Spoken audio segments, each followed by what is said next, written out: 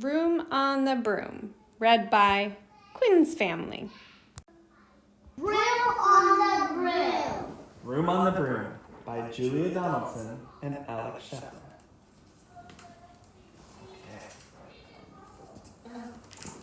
The witch had a cap and a hat that was black, and long ginger hair and a braid down her back.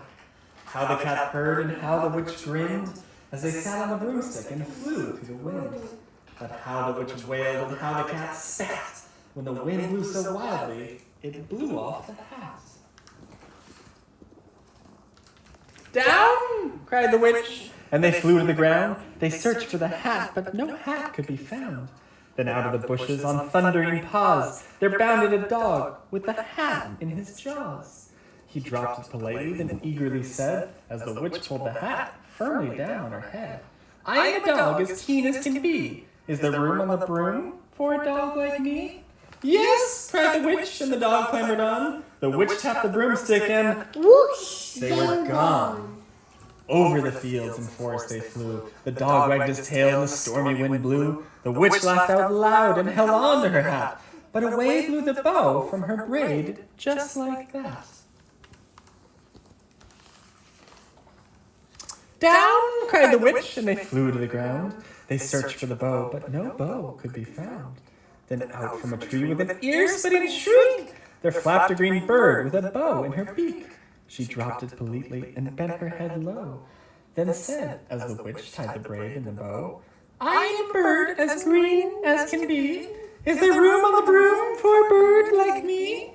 "Yes!" cried the witch, so the bird fluttered on. The witch tapped the broomstick and whoosh, they were gone.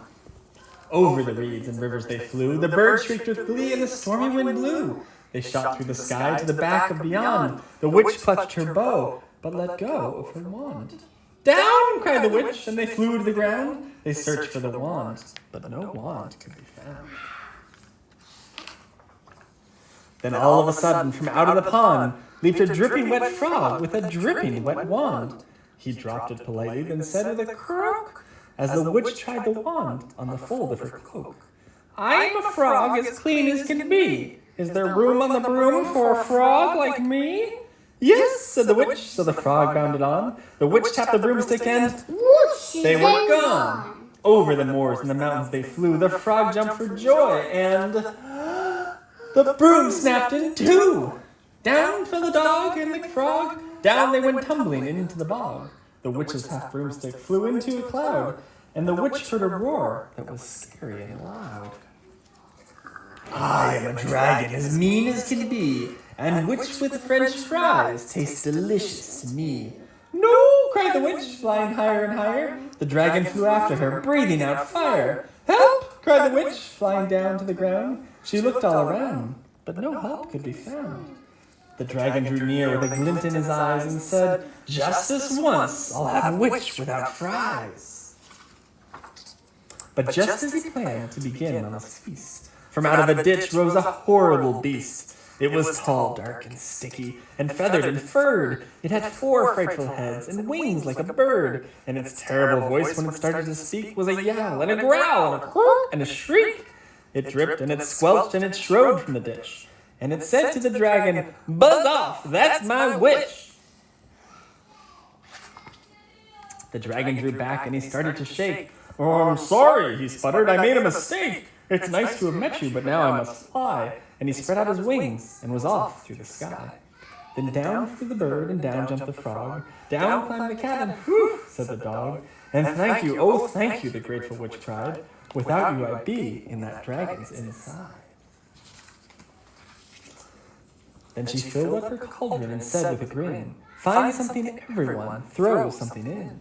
So the frog found a lily, the cat found a cone, the bird found a twig, and the dog found a bone. She threw them all in, and the witch stirred them well. And frog is unbelievable. True. And while she stirred, she muttered a spell. Iggity, ziggity, zaggity, zoom! Then out rose a truly magnificent broom, with seats for the witch and the cat and the dog, and a nest for the bird and a pool for the frog. "Yes," cried the witch, and they all clambered on. The witch tapped the broomstick and whoosh, they were gone. And the broom and the Thanks for listening to Quinn's favorite book. Happy Halloween!